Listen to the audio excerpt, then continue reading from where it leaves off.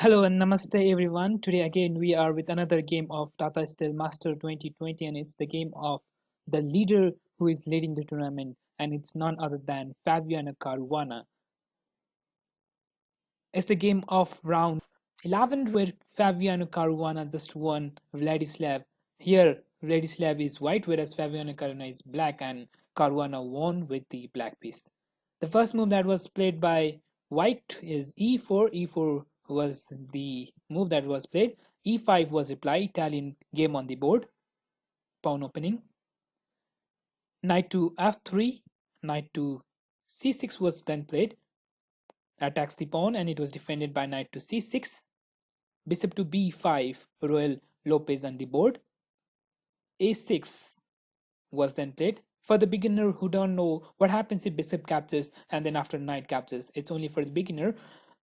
Most of you might know that you should not capture on the c6 and do not capture on the e5. Yes, if you capture bishop into c6, then simply d captures c6, and if knight captures on the e5, then there is queen to d4 coming up, and knight comes back to f3, then queen captures the e4 check, and then after queen e2, then queen captures the e2, king captures e2 in here, and here white cannot castle, and it will of course make black to have some advantage. That's why in the opening bishop captures on the c6 is not played with the knight captures on the e5. Bishop to a4 was then played after a6, protecting the bishop. Knight to f6 attacks the pawn on the e4, and castle was done. What happens if knight captures on the e4? Yes, knight captures on the e4 is also again not possible here. If knight captures on the e4, then rook to e1 is coming up. Rook to e1, which attacks the knight and pins the pawn on the e5. If it is protected by d5, then c4 is coming up. c4, which attacks the pawn on the d5, and if bishop comes on the g4, then there is d3 coming up. d3 with knight goes back to c5, and rook captures on the e5 is there. Rook captures on the e5, and rook can capture on the pawn on the d5, which will lead, of course, white with a pawn up and win the game. That's why here knight captures on the e4 is not possible, because rook is coming on the e4, and if knight goes back to the f3, and if knight goes back to the f6, then there is knight captures on the e5, capturing the knight on the c6. If knight captures on the e5, then if knight captures on the e5, then there is rook captures on the e5. 11 bishop to e7, and then after white can play with the c4, and after d4 similarly c4 d4, and it's of course better for white because of the center captured by white, and of course with the open rook file. That's why here knight captures on the e4 is not played in the game, and it was simply followed it with b5. b5 attacks the bishop and goes back to b3. Bishop to b3 was then played. Bishop c5 coming to attack the king and also developing his piece. c3 was played, planning for d4. After d6 was played, black is trying to pin the knight. a4 was played,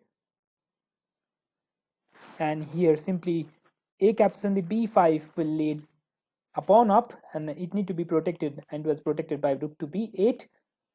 If something other than rook to b8, if castle was played, then white can simply capture the pawn on the b5, and here a captures on the b5 is not possible because the rook is hanging on the a8. That's why here rook to b8 was played in the game. d4. Now white tries to break the center for black. Bishop to b6 was played. Here pawn capture pawn was not played, because if pawn captures the pawn, then c captures the pawn, and here of course white will have the center square, and it's of course better for white. A captures on the b5 was played, and simply a captures on the b5 was played. Knight to a3 was then played. Castle was done by black. Knight into b5. Here is the moment where black gives up a pawn. Bishop to g4 was played, and rook to e1 was played. Bishop into f3 was played. What happens if bishop to e3 was played in the game? If bishop to e3, if tries to protect the pawn on the d4, then e captures on d4 could be played, and c captures on the d4, then knight captures on the e4 is there, where black can have his pawn back, and also white will have two isolated pawns where black will have a connected pawns, and if of course will lead somewhat better.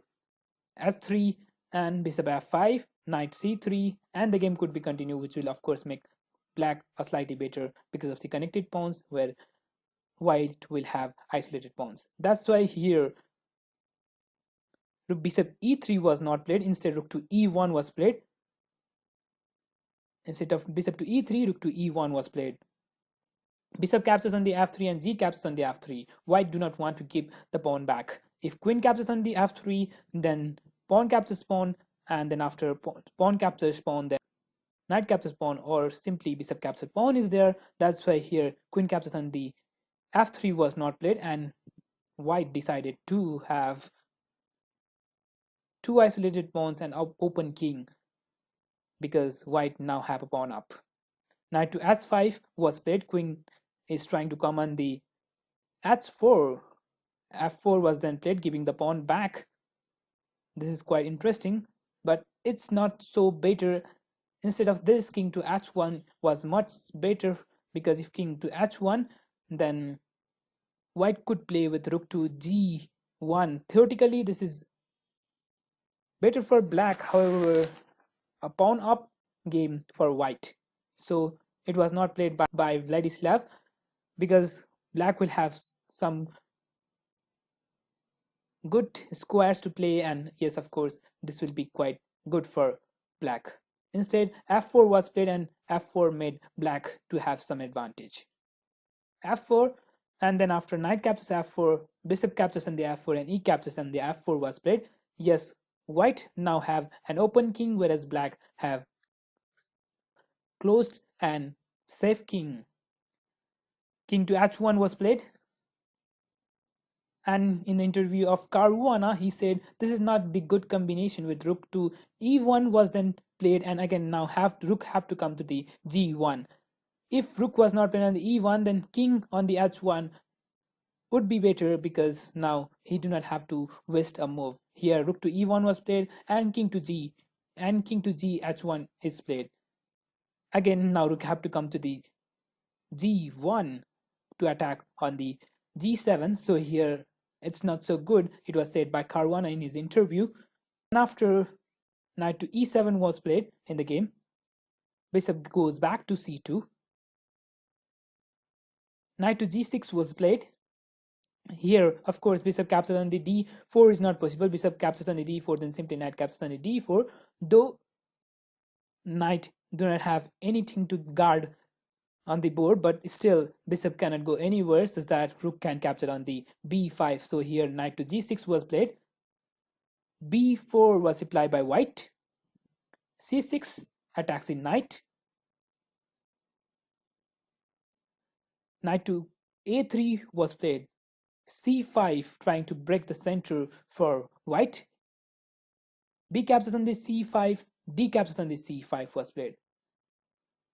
Knight to c4 was played. Instead of knight to c4, knight to b5 could also be played. Knight to b5 could also be played, and it could be played with c captures on the d4 and c captures on the d4, or bishop to a5. But in the game, knight to c4 was played instead of knight to b5. Knight to c4 was played, and it creates slightly better for black, because now here knight have to capture on the knight have to capture on the b6, such that black will have open rook file and also open queen file. C captures on the d4 was played, and here force knight captures on the b6 should be played, otherwise white will be a pawn down. Knight to b6 was then played. Rook captures on the b6. Now here rook have an open file. C captures on the d4. Though white have strong center, but black have open file, and king of black is more safer than king on the white. King of white. Rook to d6 was played, attacks the pawn on the d4. Rook to a4 protect the pawn on the d4. Knight to e5 was played. Even with d5, knight to e5 is coming up, which will of course make black to have a strong knight on the center, and of course somehow f3 also can be played, and now then queen can come on the g5 and even to the h4 attacks the king. Knight to e5 was again played. What happens here? Knight to e5 was though played because here pawn cannot capture on the e5. If he captures, then simply rook can capture on the d1, giving up two pieces for queen. f3 was played, says that black cannot push the f3. If black is able to push on the f3, then yes, it will be far better for black.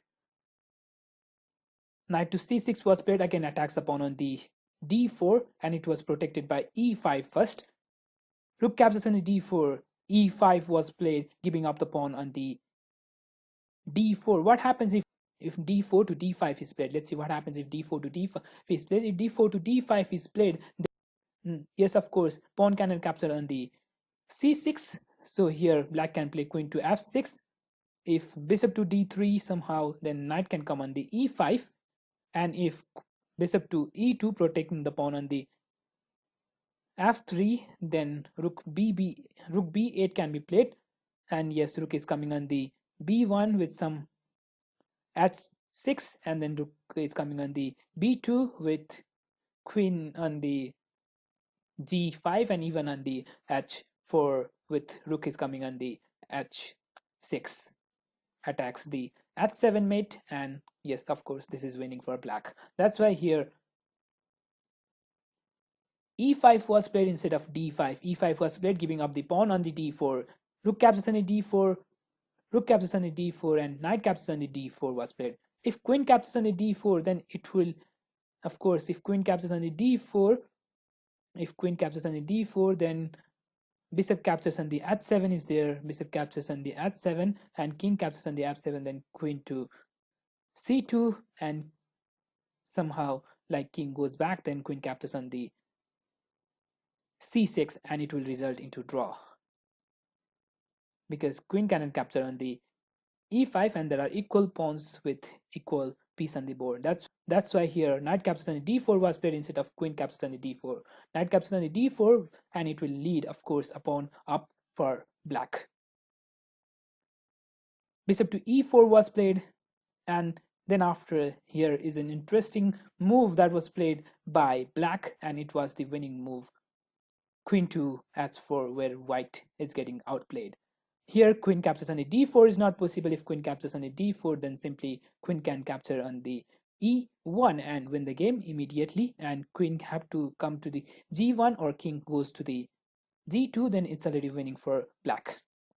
So here queen h4 is the move where white is getting outplayed. Rook to d8 was played, trying for the g7 square. Rook to d8 was played, protects the knight on the d4. Queen to f1 was then played, and then after g6, creating a space for king, and also somehow not letting white to attack on the h7, and also rook to attack on the g7. It's a defensive move that was played by Caruana. Rook to g4 attacks the queen, and it was defended by queen to e7, attacking the pawn on the e5 and going for a pawn. Rook into f4 was played, and queen into f4. Rook h4 was then played, and knight to e6, knight coming to the g5, and also going to capture on the f3. Rook to h3 was then played, knight f4 attacks the rook, and rook to g3 was played, rook d2, and this is the moment where white resign. Let's see what happens if the game was continued. If the game was continued with queen to b1, then there will be rook to e2 coming up. Rook to e2. What's the motive of rook to e2? Rook to e2 somehow is the moment where it gives white to move, and here goes back to queen goes to b7. Then there is king to g7 first, and if queen to b1 back, then queen to c3 is coming up. Queen to c3, rook check, and is defended by, and if it is defended by rook to g1, then there is queen to d2, queen to d2, mating threat. And if king queen check, and if queen check, then there is king h6. This is where white cannot give any check, and this is easily winning for black. Now here rook captures on the h2, checkmate is not defended. This is how Fabiano Caruana won the game, and he is leading the tournament with 8 points out of 11 round. And this is the game of 11 where Fabiano won with Vladislav. He is now hero of Tata Steel Master 2020. Thank you everyone. We have more 2 rounds to go, and we have Magnus Carlsen half a point behind him, and maybe Magnus could win somehow, and also there might be draw in the next 2 round, and Fabiano can win the tournament. Thank you everyone. If you do like my video, do not forget to subscribe my channel, and if you have any suggestion to give, please do not forget to comment in the comment section below. Thank